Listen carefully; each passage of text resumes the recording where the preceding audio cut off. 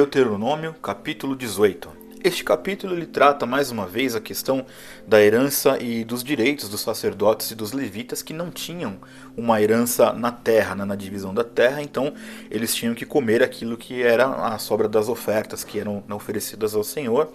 Então, nesse primeiro trecho deste capítulo, Moisés relembra o povo de também ter esse cuidado com os levitas e sacerdotes, relembrando que por conta dele, por conta deles não terem ali um pedaço de terra deles, que eles deveriam então comer da primícia do cereal, do vinho, do azeite, né?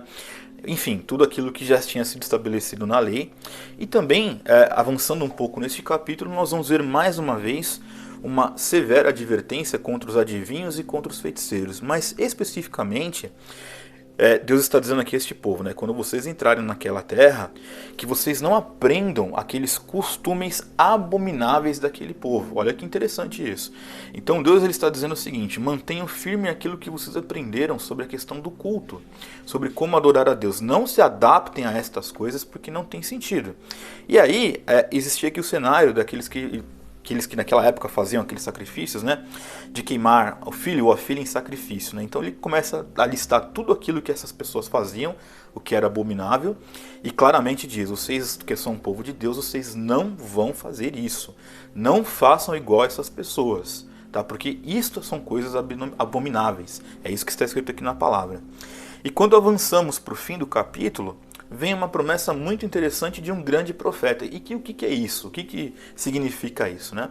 Ainda Moisés falando para esse povo, que aqui o discurso é o de Moisés, claro que orientado por Deus, Moisés diz o seguinte: olha, o Senhor nosso Deus fará que venha do meio de vocês, né? Que se levante um profeta semelhante a mim, e a esse vocês devem ouvir. Então há uma grande promessa que o povo sempre teria ali um profeta perto deles para que pudesse orientar este povo em relação ao relacionamento deste povo para com Deus, a exortar o povo quando fosse necessário.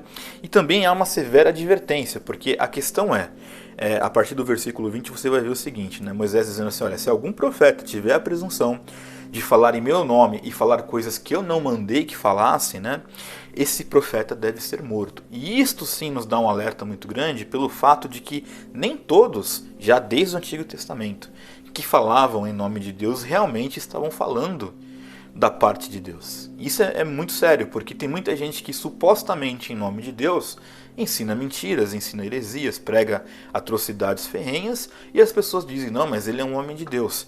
E aí o questionamento do povo é o seguinte: olha, como saberemos se esse cara está falando da parte de Deus ou não? Que é um questionamento perfeitamente razoável, né? E a resposta foi a seguinte, né? A resposta que Moisés, Deus, né, responde a esse povo mediante Moisés.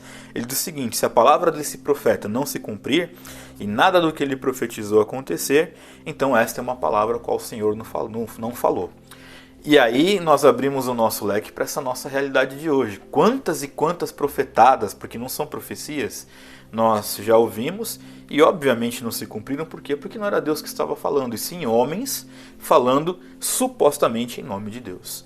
Então este aqui é o crivo talvez mais visceral que nós vamos encontrar sobre os falsos profetas dentro do Antigo Testamento.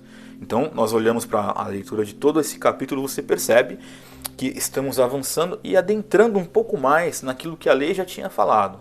Mas está muito claro aqui para este povo: se alguém vier falar em nome de Deus e isso não se cumprir, meramente ele não está falando em nome de Deus.